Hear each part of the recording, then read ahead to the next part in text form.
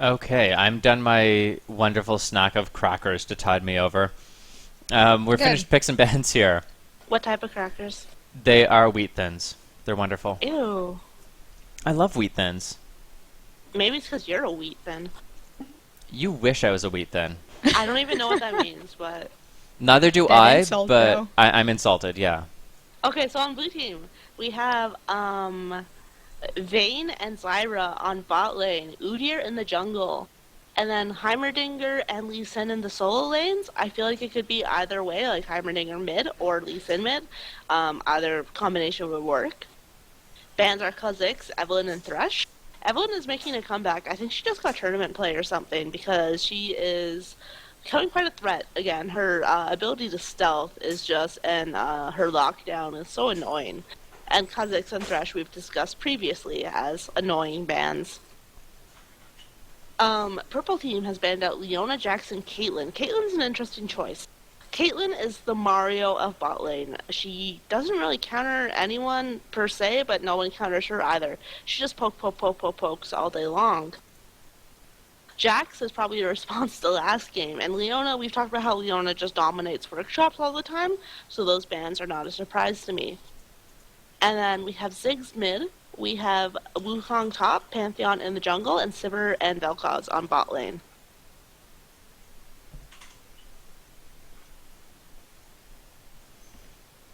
So someone is asking about if we're doing more games today or not. We'll have to wait and see. It depends on how many people are interested in playing. It's not possible to hit every single person every week, but we try. So I'm really interested to see how the Vel'Koz works bottom lane. On one hand, if he can poke Zyra and never get snared, that could be very effective. Vel'Koz has a lot of base damage and he has a lot of range. Meanwhile, if he gets snared, he is just as squishy as Zyra. So I expect he'll go down quite easily, especially against, a Vayne, if she can condemn him into the wall. So Vel'Koz really has to be careful here. On the other hand, Sivir is a very strong counter to Vayne. She has early game burst, she can go toe to toe with Vayne and come out ahead, and her spell shield means that it's hard to lock her down. So we'll see how bot lane goes. It should be very interesting. It really depends on how well they're able to poke and zone. A well-played Sivir Vel'Koz has high kill potential in terms of if the knock-up lands, well, you're going to throw Boomerang Blade across it, you're going to throw Vel'Koz QW across it, and that's going to be 60, 70, maybe even 80% of someone's health if you combo it in properly. Someone in chat was saying they cannot hear me. I'm assuming it's just you, Pichu. Um, Heimerdinger's an interesting pick. If he's against Ziggs, Heimerdinger is going to be in a major pickle. Ziggs has the tools to efficiently clear turrets, and Heimerdinger's biggest weakness is being caught out without turrets, having to engage, and having to escape. Ziggs neatly counters all of those weaknesses and just really stomps on Heimer if given the chance. If it's Lee Sin against Ziggs, that's going to be a very different matchup. If Heimer is against Wukong on top, and he can consistently keep his turrets up, Wukong is in for the lane that will just be a nightmare.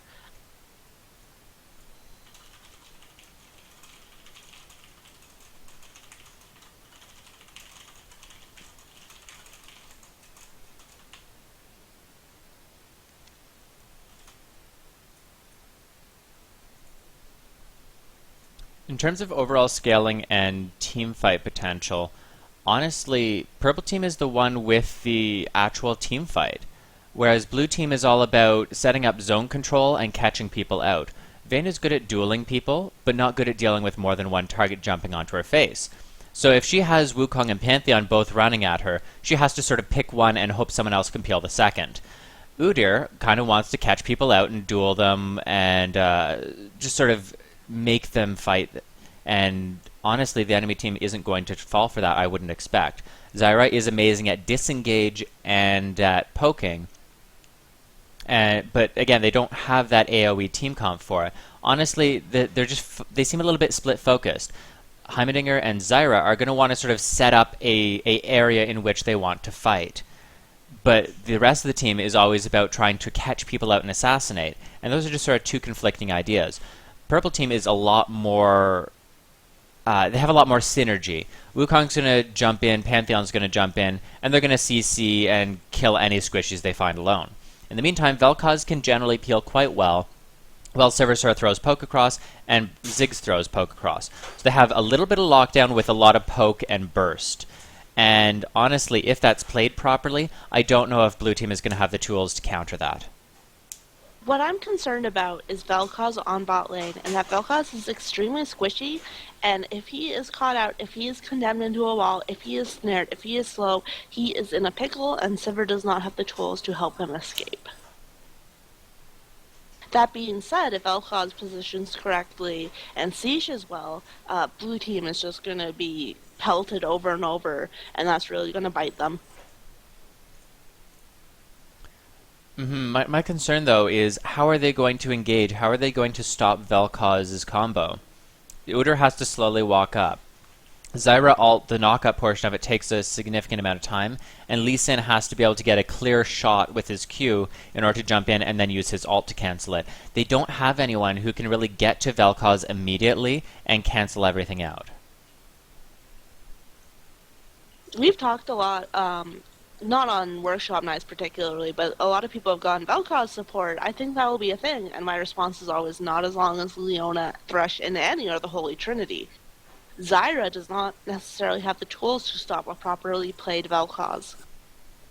I am actually surprised we are seeing 2 Zyras in a row in the ranked workshop. I pretty much never see her in ranked anymore. I'm assuming she got some competitive play. That I don't know. I haven't really been paying much attention to LCS the last little while, but I know Zyra was seeing a little bit of play, and then now all of a sudden I'm seeing Zyras everywhere, so I'm assuming it actually saw some success finally. Also, Zyra's a sexy plant lady, so I mean, you know. It's true. She makes all the men thorny. Gross. See, Requeen, I'm learning.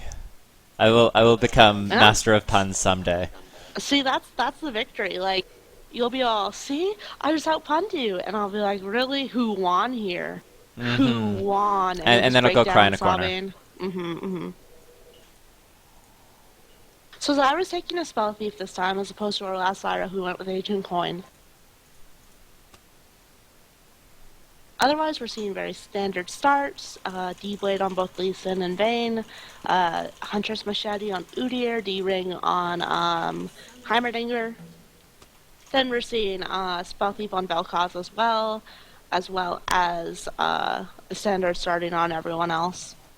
I am interested to see who is taking what solo lane, if it's Lee Sin top and Heimerdinger mid, or the other way around. It looks like it's going to be Heimerdinger mid, just based on where they're starting. And I don't know if I agree with that. Wukong would have a lot of problems facing up to a properly played Heimerdinger. And my reasoning is that Heimerdinger is going to drop his turrets, and the only way that he can actually place damage onto him is to jump into the middle of 3 turrets. He can't clear them from range. He's going to take at least 2 or 3 shots in trying to clear them, and he has mana issues if he's trying to use that gap closer to just clear out turrets.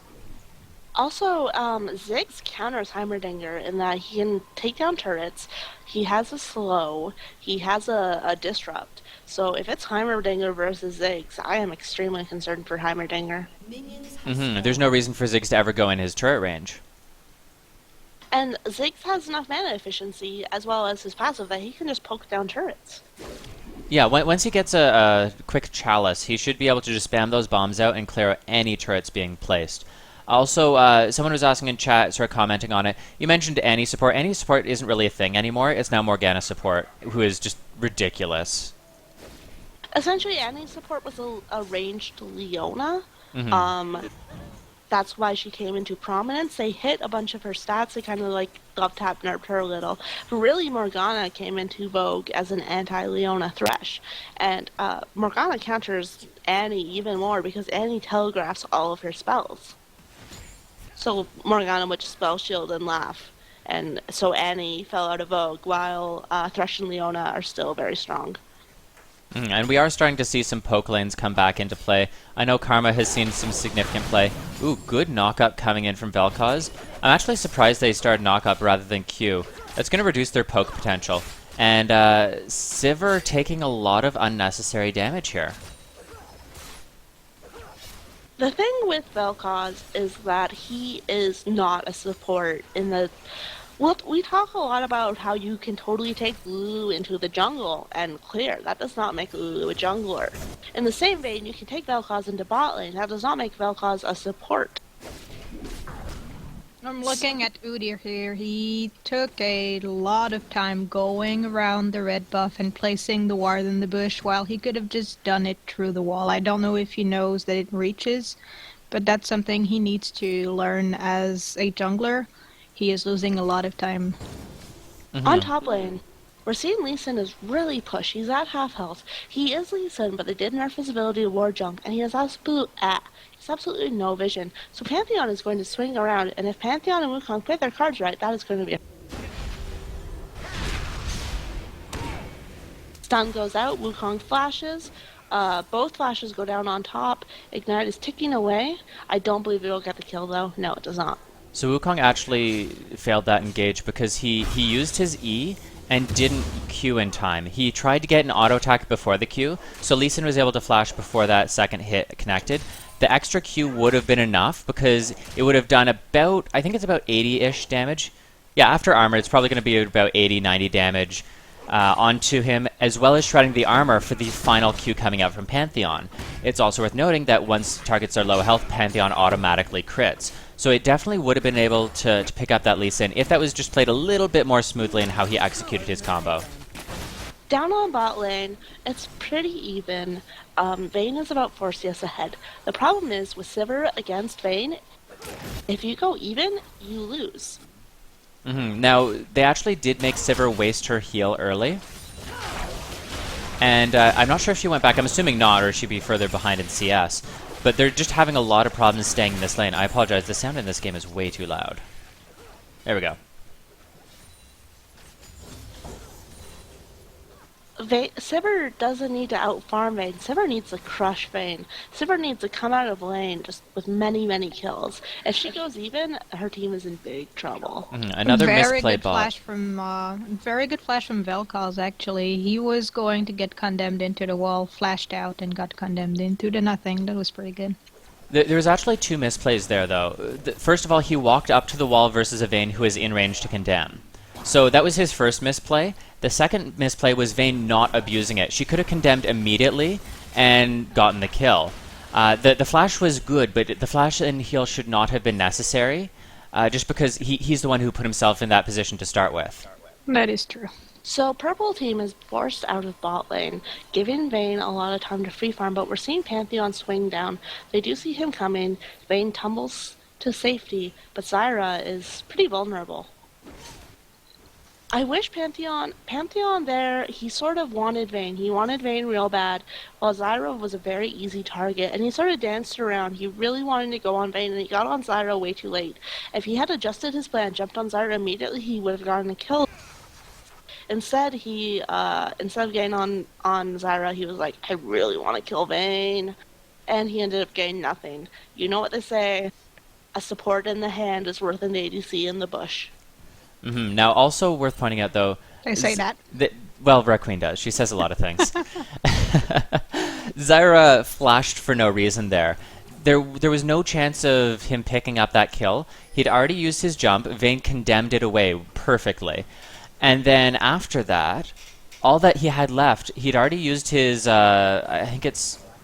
What's it even called? Heartseeker Strike. He'd already used that and his Q, and she had about 3/4 health left, and she just flashed away. So just poor summoner skill use here. I want to smoosh Vel'Koz on the eyeball right now, and that's because he bought a pink ward, and he cleared out wards with it. A lot of the times we don't see supports meaningfully interacting with each other's vision. They just each kind of ward up and sit there, and clearing out the other support's vision is a very good move, and it kind of psychologically shakes the other support too. Now this is an interesting situation. Heimerdinger is actually putting a lot of pressure on mid. Pantheon tries to come for the gank, but doesn't want to walk into that full turret nest. Vayne picks up a kill on Vel'Koz. She's chasing down Sivir. Sivir gets a boom almost goes down. She is throwing out boomerang blades. She just does not have enough damage. And again, that's really unfortunate. Vayne should be getting stomped on. The fact that she is significantly ahead now with 1 kill and 10 CS, that's not good. That's really not good.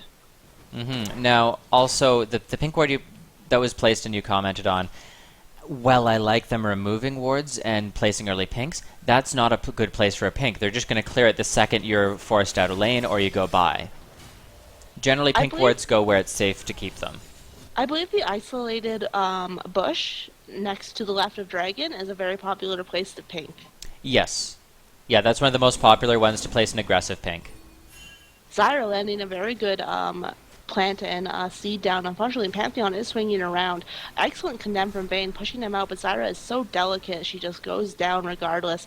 Vayne putting down a lot of damage. She is staying and fighting, which is not a choice I agree with. I suppose you could say that Zyra is a delicate little flower. Ha! So delicate. So... just so not meant for this cruel world. I'm pretty sure it's her delicate lady petals. Mm-hmm. I've read a lot of fan fiction about her delicate lady petals, actually. I'm sure you've written quite a bit. Oh, I have like a hard drive just stuffed with leak fiction. Oh, man. I'm working on something right now. It is, Vayne / Udyr called In the Dark, All Is Laid Bare. Oh, that is pretty good. I hope that's gonna be good. How could it not be good? Oh, it's going to be know, real good. just the pun in the title is pretty good, so... So, Heimerdinger has all 3 of his turrets down. He is 20 CS behind, give or take, though. So, and Ziggs is low on mana, but Ziggs has a little bit of breathing room here. He has a large CS advantage. What Ziggs needs to do is clear the wave, or have his jungler come cover, go back, get a chalice, and then come back and land and presume just bombing Heimerdinger right in his face. Same complaint I made last game. People don't seem to understand how to last hit under tower. He over-prepped 3 minions in a row, and out of that 6 minion wave, he got 1. Excellent Vel'Koz combo going down. Unfortunately, Sivir was not able to capitalize on it. I'm not sure whether that was due to Vel'Koz acting prematurely or Sivir not being in position, but he landed an excellent E followed up by a full duration R on Zyra. I think Pantheon just cancelled his ultimate up top. He saw that Lee Sin just walked right out of the range, so he just cancelled that and did not get a kill. Despite Pantheon not having very many assists, he does seem to be everywhere on the map right now. Like, every few minutes I'm noticing a Pantheon gank, whereas Udyr is just farming. And that being said, he's only 10 CS ahead. It's not as though he's winning through farm. I don't agree with this jungle dive. He's just going to die. Yeah. That was questionable at best. There are some champs you don't dive. You don't dive Riven, you don't dive Malzahar, and you don't dive Ziggs. Well, he could dive Ziggs, but you need to wait for Heimerdinger to push in the wave. Well, you don't dive Ziggs without, like, proper preparation. Like, for with sure. his satchel charge, with his sheer damage. It's foolhardy. So Vayne just sort of walked back into range. She was able to use her alt tumble to stealth away so that Vel'Koz couldn't land the last auto attack.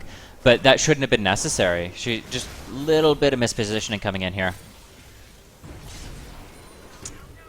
Very nice from... Sorry, very nice from Heimerdinger, just not panicking, staying in the middle of his turrets, and able to get the 1 kill. Not quite able to secure the second, though. The barrier bait was strong. Barrier on mid lanes right now is becoming very popular and is a fantastic option. Pretty much the only time you want to run Ignite on a mid laner right now is if you have strong early game kill potential and rely heavily on it. So people like LeBlanc, yeah, you're still going to run, obviously you're going to run an Ignite. Ziggs, you're probably going to run Ignite. But if you're playing someone like Lux, Orianna, Heimerdinger, Kayle is debatable, she can run either. But generally speaking, Barrier just offers so much bait potential and so much lane safety. It allows you to come back even when behind. And of course, heal is also an option for certain champions.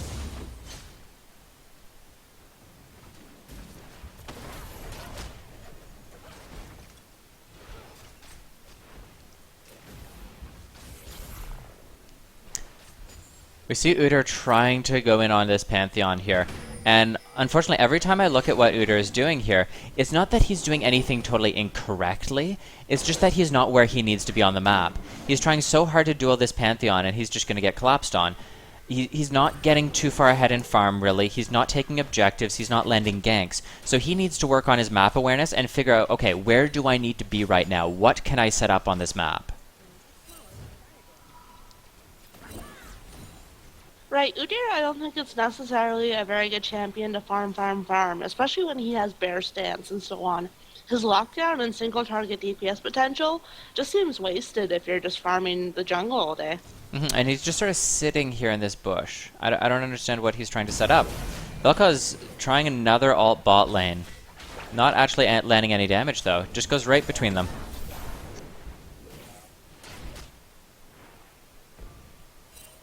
Vayne is taking a lot of unnecessary tower shots here. And that is something to keep an eye on. I mean, don't take damage unless you have to, right? Some really good Zyra roots coming out here, but I don't know. I just don't see too much happening in this bot lane. Every time I look down there, they're both playing fine on both sides, but they're just sort of... They're playing fine, and then they misplay and die. The kills are not so much based around one person pulling off a really good play. It's about the opponent making a poor play, it seems. Pantheon trying to come down.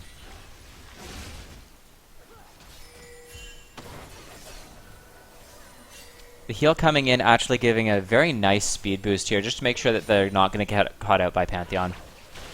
Correct me if I'm wrong, but the home guards buy on Sivir is odd to me. It just seems very early in the game to buy home guards. I did not even notice that. Yeah, no, you'd never ever buy home guards until late game. You need your early damage items.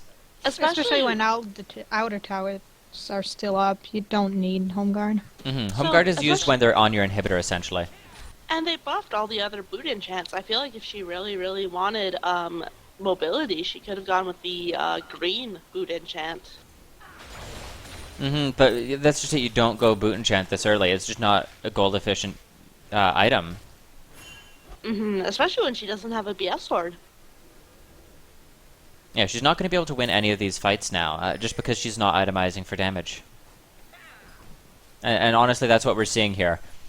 They're playing fine in terms of mechanics, and then one team will be a little bit out of position, they'll get caught, it'll set up some kill potential, but Vayne is the only one able to actually finish the kills at this point.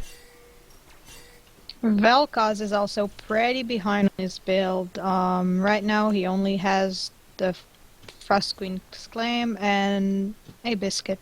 That's questionable. He could have at least boots. Vel'Koz is not a very quick champion, and he could use the speed to get out of ganks, get out of Vayne's range, or out of Zyra's snare range. But where do the boots go on Vel'Koz? One on each tentacle. Oh, okay. Oh, Boomerang Blade not quite able to connect. But again, wait, she's gone Avarice Blade now? Okay, I have so many issues with these builds. Okay, and that's going to be a very dead bot lane, because again, they're just catching people out, and I don't know why Purple Team keeps thinking they can fight when they've built no damage, they've built, like, no utility, they just don't have any way to fight. Udyr again with the dive. It's still not quite sure what he's trying to do there. He got killed between the two mid towers.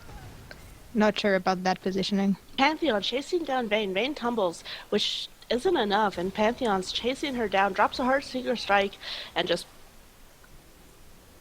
murders her. Zyra isn't able to really answer the active aggression, but Sivir went down, and Vayne is just 4-2-0 75 farm compared to Sivir's 1-3-1 61 farm.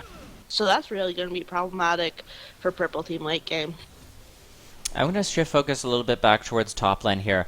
Neither of them have really been getting any kills, and so we haven't really had a chance to take a look at the matchup. I do want to point out, though, that Lee Sin quite heavily counters Wukong, because you can reveal stealth, you can kick him away when he tries to ult, you can jump out of his ult rather easily, and you just have a lot of options to counterplay him.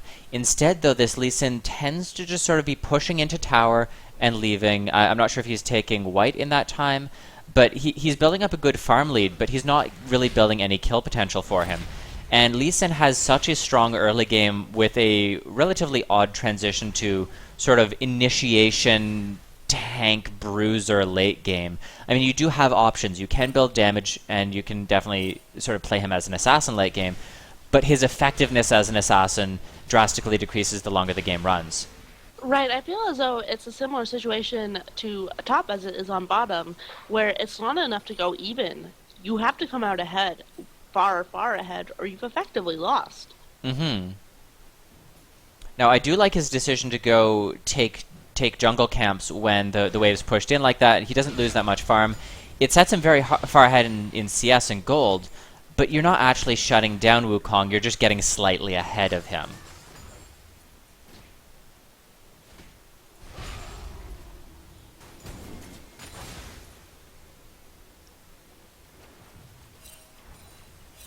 Meanwhile, in mid lane, Heimerdinger is one kill behind Ziggs. But since Ziggs is such a hard counter, I'm kind of surprised there isn't a larger gold disparity. Yeah, Heimdaller's been playing this lane quite well in terms of just applying pressure, not overextending or taking too much return damage. I would like to see Ziggs, though, playing it more aggressively. At this stage, he has his Athenes finished. He has a double Doran's Ring. He should not have any mana problems. I want to see him chunking him every time he goes for farm. I want to see him instantly taking down towers every time they're dropped. Or sorry, turrets every time they're dropped. And that just doesn't seem to be the case. Now, Ziggs is right in range of a Heimerdinger turret that just got placed down, and instead he goes after creeps. And that means that the turrets stay up. Heimerdinger gets to build his little nest, and they end up going even in farms. Ziggs needs to be aggressively taking down those turrets. I do want to compliment Zyra on her escape there. She cycled her cooldowns very well, used her potential to just sort of make sure Pantheon couldn't get to her. But at the end of the day, I mean, they got the kill onto Vayne. That's a really good start.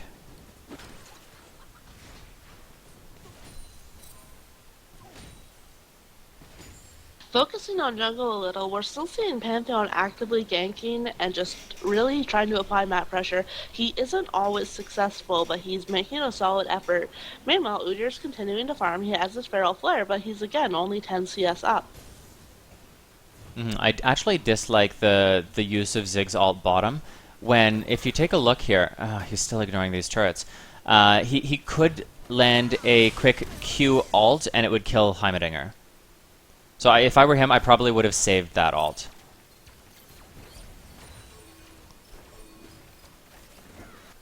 Right, watching mid is not frustrating, but it's just, I'm just like, kill him, kill him, kill him.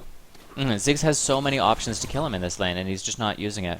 I also don't like his use of Satchel Charge to try and farm with. It's a fairly long cooldown. Right now, it's at 19.8 second cooldown for him. And if Udyr actually does show up and not for a in-between tower dive, he's going to want that up. Zyra is just an excellent plant combo where she is able to just catch Sivir out with roots with 2 melee plants on her, and it's really bringing the pain down onto Sivir repeatedly. I want to see blue team taking this tower. I'm hoping they will with this wave. They can use that to set up a lot more pressure across the map. In the meantime, Udyr is soloing Dragon, so that's a good advantage for them. Ziggs ult again used bot lane, not connecting with anyone. He really needs to use.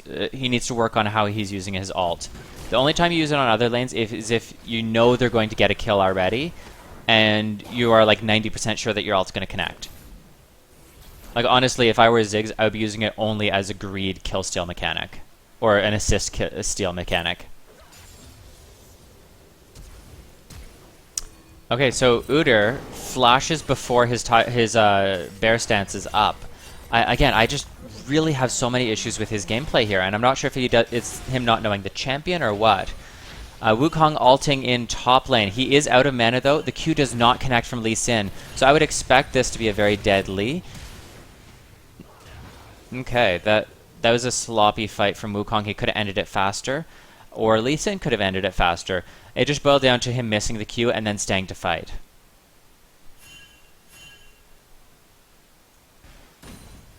I feel like Udyr's playstyle would be much more effective if he were on Yi or Poppy, even. Yeah, I could actually see that. I'm not a fan of Poppy Jungle, but the playstyle he's doing reminds me of it. Which would be fine on Yi or Poppy, but he's playing Udyr, and it's puzzling on that.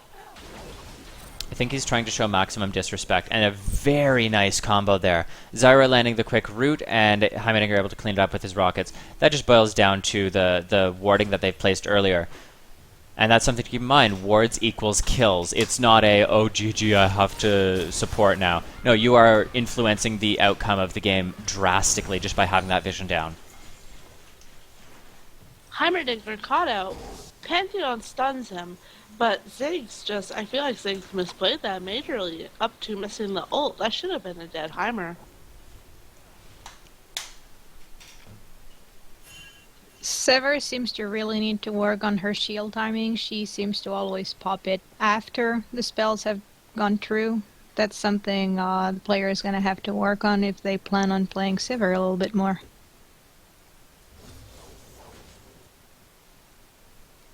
So blue team has a 5k gold advantage, and they're only 1 kill up, so where does this disparity come from? And it looks like the answer is partially farm and partially objectives. I mean, there are no shocking farm disparities. No one is like twice as much up on their opponent. But still, that 5k gold disparity is coming from somewhere. A lot of it I'm boils down to pretty Lee sure- Sin. Yeah, and I'm pretty sure blue team got all the dragons so far. Right, we really nag people in workshops to get dragons, and that's because dragons add up over time.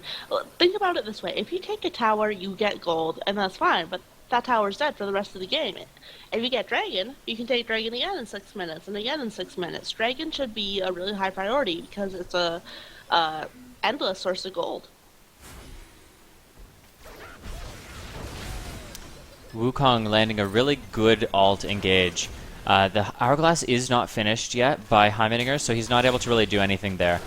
His ult was up though, so I'm surprised he didn't drop his alted turret and try and kite around a little bit longer, just because it does provide a slow. And he did get Ziggs low in that fight, so it's possible he could have taken one with him just by using that. Look at Snowbirdinger's dead body. It's really creepy. Stare at it. Stare into its eyes. Yeah, max zoomed in, and it's really just ugh. So right now, Vel'Koz is in, Vel'Koz and Ziggs could both be pincered by Lee Sin and Udyr, but Wukong is swinging around, so really this could turn into a skirmish where anyone could come out ahead, but there are no vision down from either team, so they're both kind of just swinging in the dark. I want to point out what he just did on Vel'Koz here. He used his Q onto the red buff. If you are not the closest person to red buff, it will chase after the target even if they're invisible. Or, sorry, not invisible, but not in your vision. So, I don't know if it was intentional, but it allowed him to know that, okay, there's someone standing behind red buff, I need to back out. You can use minions as a way to face check bushes. I gotta say, Vel'Koz's play does not really reflect, like, his score does not reflect his play. He's been getting some really excellent combos off. I don't really have any problems with his play. He's been doing quite well to support Vel'Koz. Unfortunately... Yeah, Sivers just been having too many issues this game, and her build has adjusted now to include the Bloodthirster. She's going to finally have some damage, but it's a little bit too much too late. Sorry, too little too late. Right, he is getting excellent combos off, but I'm just not sure that can be translated into a benefit for his team.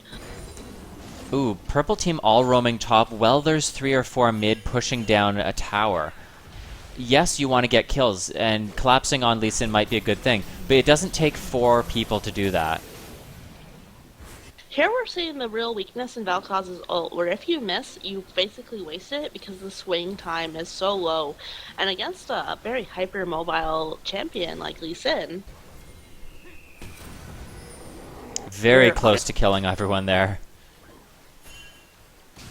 Blue team should back off. They're all very low. They should take their victory and go home. Yeah, Ziggs got everyone down to about 200 or 300 health, but Pantheon used his ult top. If he had stayed mid, if he had set up a play, they could have secured that quite easily. Oh, okay, Pantheon's just going to tank the tower. That's fine. Yeah, see, now we're seeing everyone staying at low health, and that's not needed. Greed is the biggest enemy in this game. Yeah, the greed hurts. It hurts a lot.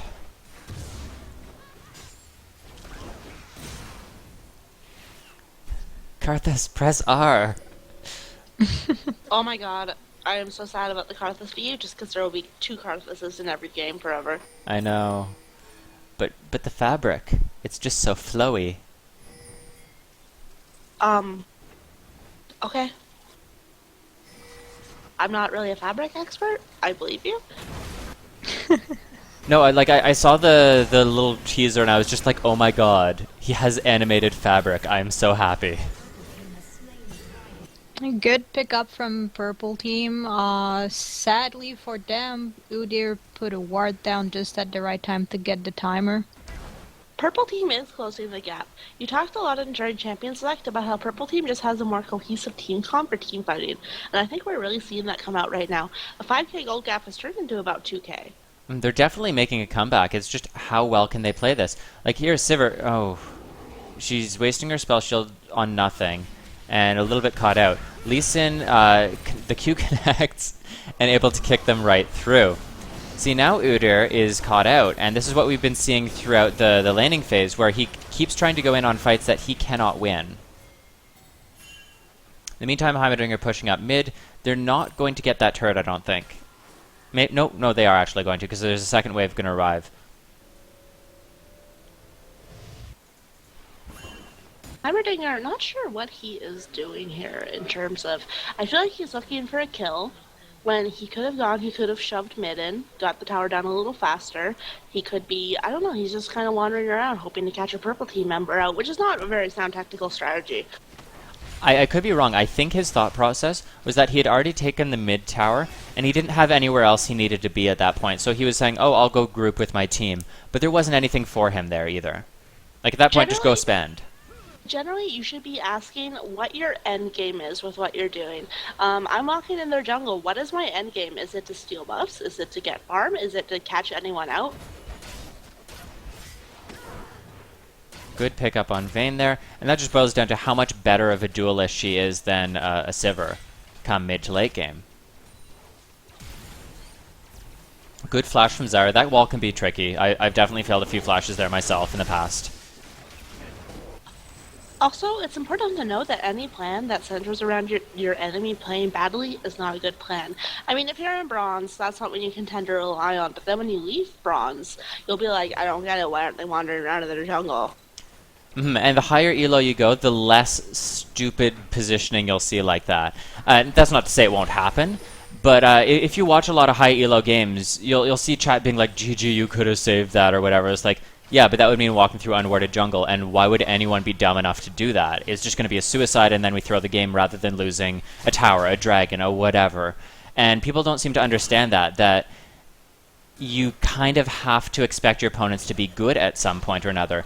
Overestimating them is a lot better than underestimating them. Pantheon putting a lot of hurt down onto Vayne. Zyra puts the Wild Thorns down, I believe it's called. Vayne is able to escape. Zyra is doing an excellent job of peeling for her carry and locking down targets. It is Stranglethorn. Stranglethorn.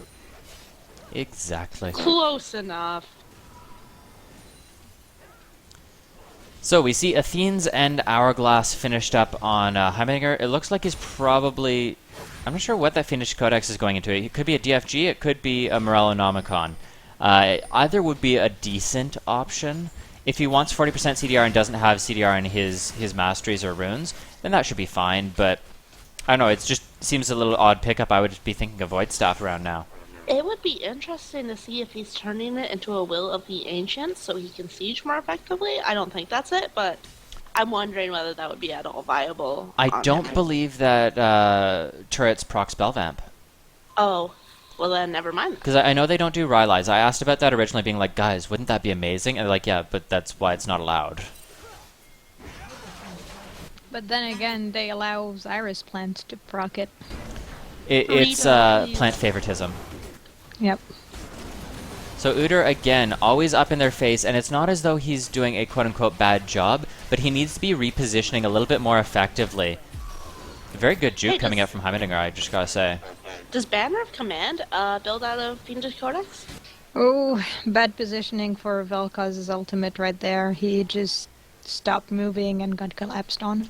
I think his thought was that he was going to suicide to save his team, but Heimerdinger didn't fall for it. He went ahead and finished off Ziggs with his ulted W. But yeah, Banner of Command, I've seen it build a couple times. I don't know. It's a mediocre item on him, but it does work. I honestly don't know the build path, though. I don't think I've ever built it. Sounds like you're not very commanding. I'm not. Pantheon about to drop down, so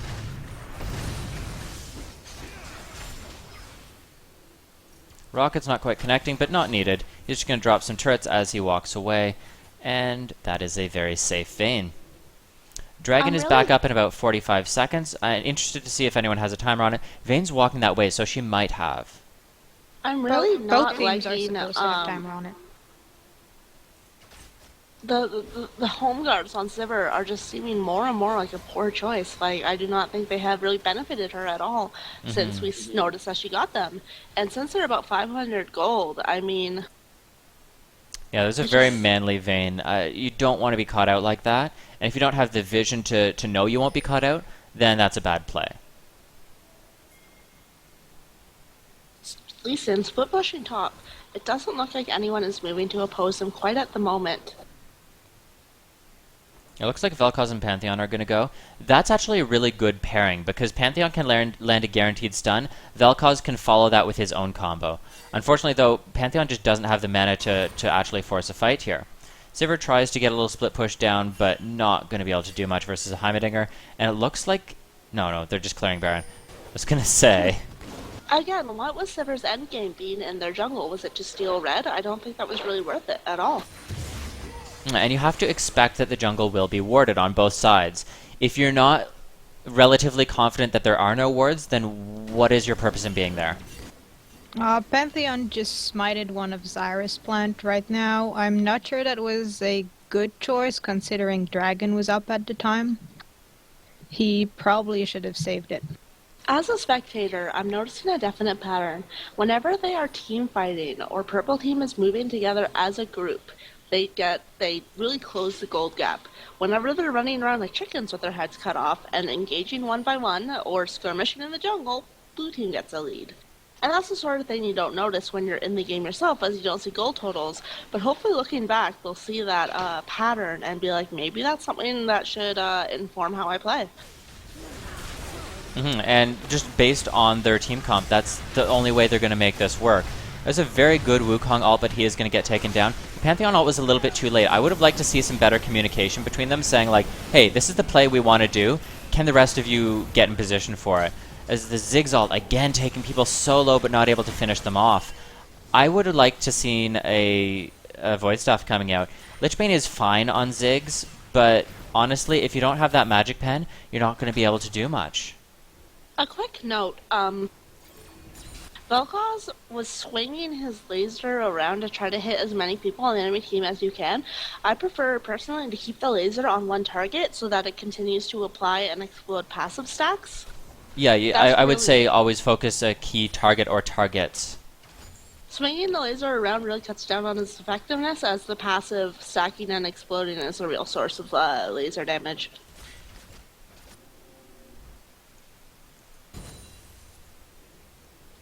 And just to follow up on the previous statement, he did go for Deathfire Grasp on Heimerdinger, so that would indicate to me that he wants to be an assassin.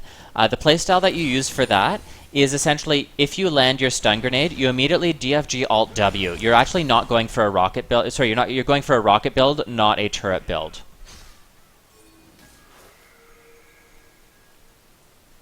So Lee Sin, continuing to split push top, he's really doing a good job of that in that he has a lot of escape potential, and he's just kind of a real thorn in Purple Team's side.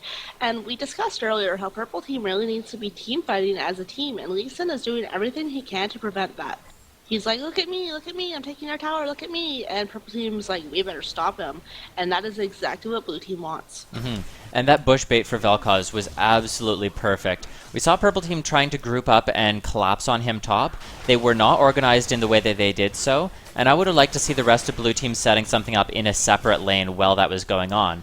Because again, you're a distraction, so use that distraction potential to your advantage elsewhere. Sivir is still trying to split push, and she might... Yeah, she's not even going to finish the tower. There it is. Perfect. Udyr chasing her down. She does drop ult, and she's just not really doing much damage to Udyr, and Udyr is chasing her down very slowly. She does flash, but Udyr has the bear spam, and it's turning into a quite yakety sax worthy chase. Udyr flashes as well, is eating her down with Tiger. She's continuing to run, popping heal, but it's not enough, or is it? It Nope, really it's is not not. enough. I just like to add that little touch of drama. Zyra lands an excellent route, stopping Pantheon from going back. Her plants do to go down to the towers, but the slow and the snare was all she really needed there, and Vayne is able to follow up. What's with Vayne since these workshops? Why are Vayne's always super pro? Because Vayne is the best champion in the game, and OP needs nerfs now. Rito, please. Stop the insanity. Seriously though, Vayne and Lucian is my OTP. Interesting. Is that because she really likes darkness? Yeah. Oh my gosh, you are racist. I was gonna say. It's because they both fight evil. Oh, okay. Oh. Gosh, Wukong gets in the middle of them, doesn't get her ult off. I really appreciate the Zyra's ults. A lot of Zyras try to use their ult as an initiation tool, because you know it's AoE and it knocks people up, but the delay means it's not really effective for that. This Zyra uses hers as a short-term disengage, and that's a really good plan. Disengage and zone control is usually the ideal use of it.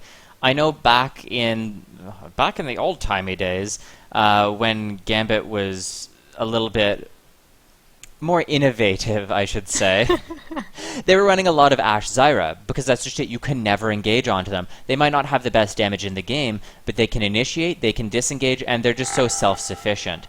And that's why it was being played a lot at that point. I don't know what you're talking about. Gambit is still super innovative. They made Manamune Aatrox a thing. Well, they didn't make it a thing, it's just he trolls all the time. No, Manamune Aatrox is completely viable, because Aatrox's mana pool is so empty that it becomes red, and that's very bad. Fair enough. Okay, overall Okay. builds and everything, I'll have you guys go over those for me, please. Napster, would you like to do the honors? Oh, hold on, I'm looking at it right now.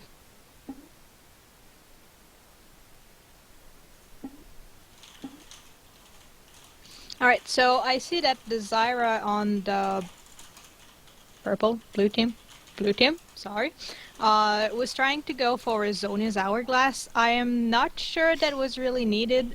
She did not die a lot, she was not focused on. I would have loved to see a Rylus Crystal Scepter though. It's one of my favorite item on Zyra, since it does apply a DOD on the plant. Not sure about Lee Sin's build, but he was split pushing, so I guess his Hydra and Last Whisper was doing a great job on that. Help me out. Oh, sorry, which champion were you on at the moment? Heimerdinger has Zonia's the Deathfire Grasp. I like the green enchant on his boots because Heimerdinger's biggest weakness is running away and engaging. And the little boost of movement speed is a really nice touch there. So I don't really have any problems with this build. I think it was very well done. Udyr has the Feral Flame and Triforce, and he has Ninja Tabby. I'm not sure if Ninja Tabby would be the best choice for him, honestly. What do you think? I mean, I feel like Swiftness or even Cooldown Boots might have been a better choice. If I were him, I probably would have gone Merc Treads. Because if you look at the enemy team, they have Wukong, Pantheon, and Vel'Koz. Actually, wait. Knock-ups cannot be reduced, can they? No. No. Well, that's lame. He still has to deal with a decent amount of CC and magic damage, and he has no magic resist in his build.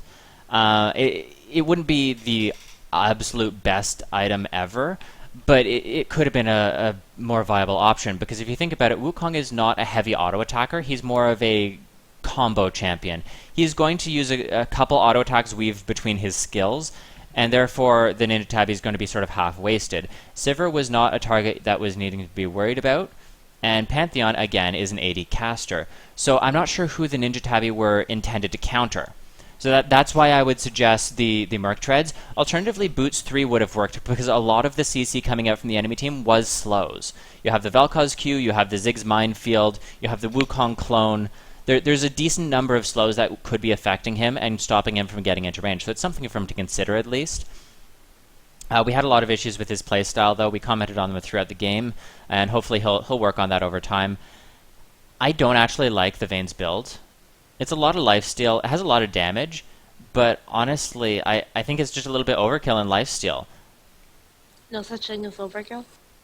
Overkill is best kill, yes. Well, considering that she was pretty much 1v1ing Sivir most of the time, and that Sivir did not have all that much damage, I'll have to agree with Pro here that it was a little bit overkill for the lifesteal. She could have gone for a little bit more, even attack speed, or she could have finished Last penetration Whisper or something like that. Last Whisper would Guardian have been Angel. good. She could have gone Last Whisper. She could have gone Guardian Angel. She could have gone a Zephyr if she was worried about getting CC'd and still wanted some damage and like mobility dueling potential. She could have even gone. I know it's sort of a troll build, but I love it so much. She could have gone Trinity Force Vayne. Like if she wanted a damage option and she already had a lifesteal and dueling option, and all she was planning to do was duel, a Trinity Force wouldn't be the worst thing ever. It's a burst dueling option for her. But yeah, she had a lot of items she could build based on what she wanted to accomplish. On Purple Team, we see that Pantheon went really tanky. A Spirit Visage, I assume, was for lifesteal? I think he just wanted a magic resist item. Right now, everyone stopped building Spirit Visage, and now you go for Banshee's Veil. Banshee's Veil is the go-to magic resist item.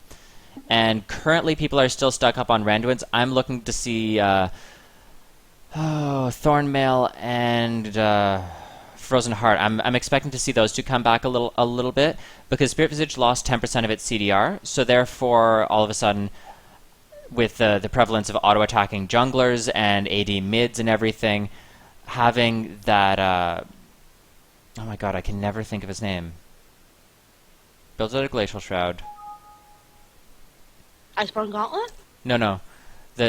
Oh my god, I literally just said it. Frozen Heart? Frozen Heart, yes, thank you. Yes, Frozen Heart still has its 20% CDR. It still has a lot of armor on it.